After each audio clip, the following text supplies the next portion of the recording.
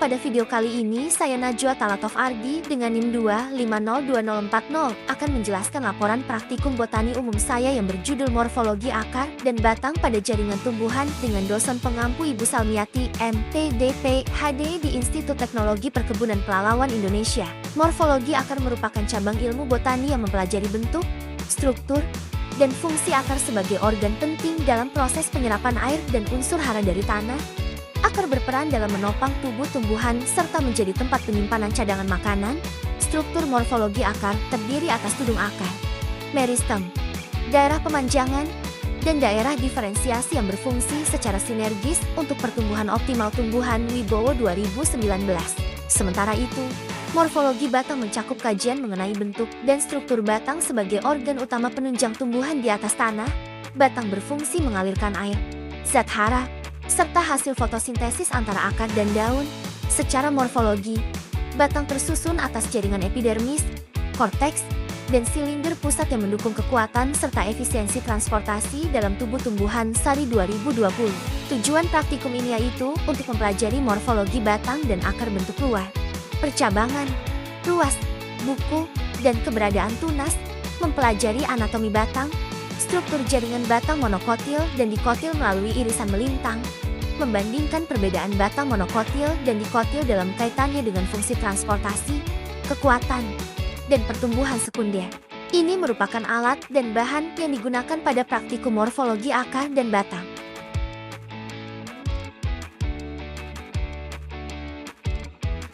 Berikut ini prosedur kerjanya. Di sini saya akan menjelaskan hasil praktikum morfologi akar dan batang. Modifikasi batang satu kaktus. Batang kaktus berfungsi sebagai tempat fotosintesis sekaligus penyimpan air. Karena hidup di daerah kering, daunnya berubah menjadi duri untuk mengurangi penguapan.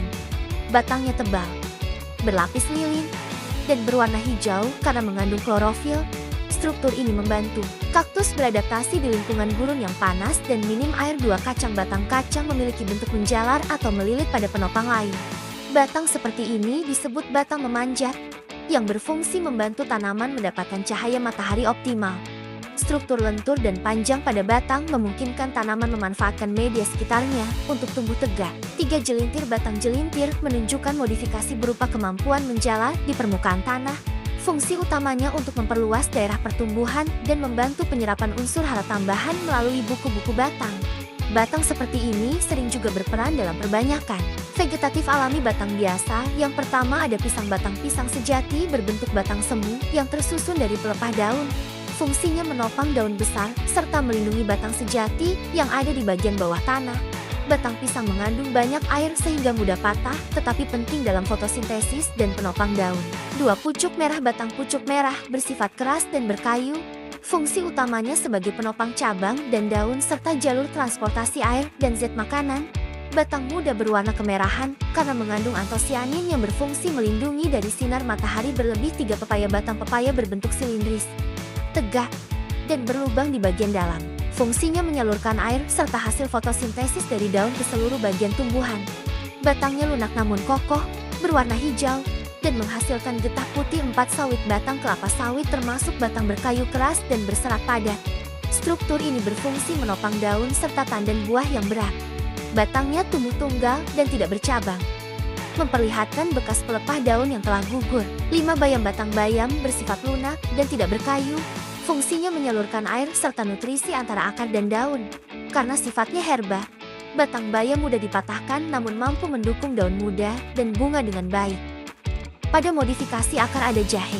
Akar pada jahe sebenarnya berupa rimpang atau rhizome, yaitu batang yang tumbuh di bawah tanah dan berfungsi sebagai tempat penyimpanan cadangan makanan. Rimpang jahe menebal dan mengandung minyak atsiri, serta mampu menghasilkan tunas baru sehingga mendukung perbanyakan vegetatif. Modifikasi ini merupakan bentuk adaptasi terhadap lingkungan tropis yang lembab.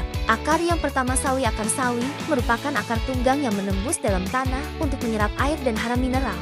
Akar ini kuat dan bercabang, membantu menopang batang yang lunak agar tetap tegak. Kedua bayam. Akar bayam juga berupa akar tunggang dengan cabang akar lateral halus. Struktur ini membantu penyerapan air secara efisien pada tanah yang gembur. Ketiga, sawit. Akar sawit berupa akar serabut yang menyebar luas di permukaan tanah. Fungsi utamanya adalah menopang batang besar dan menyerap air dari lapisan tanah yang dangkal. Keempat, akar serah berbentuk serabut, tumbuh rapat di sekitar pangkal batang. Akar ini membantu tumbuhan melekat kuat di tanah dan menahan erosi, serta berperan dalam penyerapan air pada lahan kering. Kelima, jelintir. Akar jelintir berupa akar serabut halus yang banyak jumlahnya. Fungsi utamanya menyerap air dengan cepat pada tanah lembab, serta menjaga stabilitas tumbuhan menjalar di permukaan tanah. Kesimpulannya yaitu, dari hasil pengamatan morfologi akar dan batang pada berbagai jenis tumbuhan, dapat disimpulkan bahwa setiap bagian memiliki bentuk dan fungsi yang berbeda sesuai dengan adaptasi lingkungannya. Batang berperan penting sebagai penopang, pengangkut air dan zat makanan, serta tempat fotosintesis pada tumbuhan tertentu seperti kaktus. Sementara itu, akar berfungsi utama dalam penyerapan air dan hara, serta mengalami modifikasi untuk penyimpanan makanan seperti pada jahe.